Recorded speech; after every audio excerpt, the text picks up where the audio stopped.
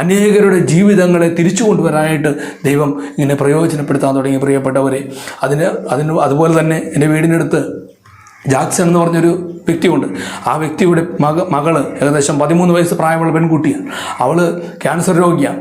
Doctor അവളോട് പറഞ്ഞ 6 മാസം വരെ ആ കുട്ടി ജീവിക്കും, അത് കഴിഞ്ഞാൽ കുട്ടി മരിക്കും, സ്നേഹിക്കാൻ പറ്റുന്നത്ര സ്നേഹിക്കുക എന്ന്. തിരുവനന്തപുരം ശ്രീചിത്ര ഹോസ്പിറ്റലിൽ ട്രീറ്റ്മെൻറ്റ് ചെയ്യുന്ന ഈ കുട്ടിയെ അവർ എല്ലാ ചികിത്സകളും കൊടുത്തിട്ടും പരാജയപ്പെട്ട് വീട്ടിൽ കൊണ്ടുവന്നിരിക്കുക.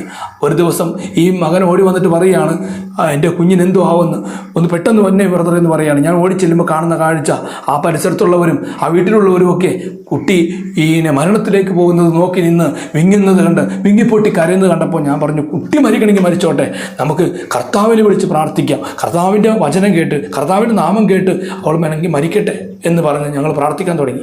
ഞങ്ങളിരുന്ന് ജപമാല ചൊല്ലി ഇത് ചെയ്തോളൂ. പ്രിയപ്പെട്ടവരെ, ആ ജപമാല ചൊല്ലുന്ന സമയത്ത് ആ കുഞ്ഞവിടെ നിന്ന് എഴുന്നേറ്റിട്ട് പറയുകയാണ്, ഇവിടെ ഇപ്പോൾ ഈശോ വന്ന് എന്നെ തൊട്ടുവന്ന്. ആ കുട്ടി പറഞ്ഞത് ഞങ്ങൾക്ക് ആദ്യം വിശ്വാസമായില്ല, എന്നാലും ഞങ്ങൾ പ്രാർത്ഥിച്ചു. ഞങ്ങൾ സുഖപ്പെടാൻ വേണ്ടി ഒന്നും പ്രാർത്ഥിച്ചൊന്നുമില്ല. പക്ഷേ വീണ്ടും കുറച്ച് നേരം കഴിഞ്ഞപ്പോൾ ആ കുട്ടിയുടെ ആരോഗ്യത്തിൽ വ്യത്യാസം വരാൻ തുടങ്ങി. അവൾക്ക് നന്നായിട്ട് ശ്വാസം എടുക്കാനായിട്ട് സാധിക്കുന്നുണ്ട്. അങ്ങനെ അവളുടെ ശരീരത്തിൽ വന്ന വ്യത്യാസം കണ്ട് ഹോസ്പിറ്റലിൽ പോയി അവളെ വീണ്ടും ടെസ്റ്റിന് വിധേയമാക്കി. എന്തായാലും ഡോക്ടർ അത്ഭുതപ്പെടുന്ന തരത്തിൽ ഒരു വലിയ റിസൾട്ട് കർത്താവ് അന്ന് ആ കുഞ്ഞിന് കൊടുത്തു. ഇപ്പോൾ പ്രിയപ്പെട്ടവർ, ആ കുഞ്ഞ് ജീവിക്കുന്നത് 8 വർഷമായി. ആ കുഞ്ഞിന് ഇപ്പോൾ ഒരു രോഗമില്ല. അവളുടെ ശരീരത്തിലുള്ള ക്യാൻസർ രോഗത്തെ കർത്താവ് അന്ന് എടുത്തു മാറ്റിക്കൊണ്ട് സൗഖ്യപ്പെടുത്തി.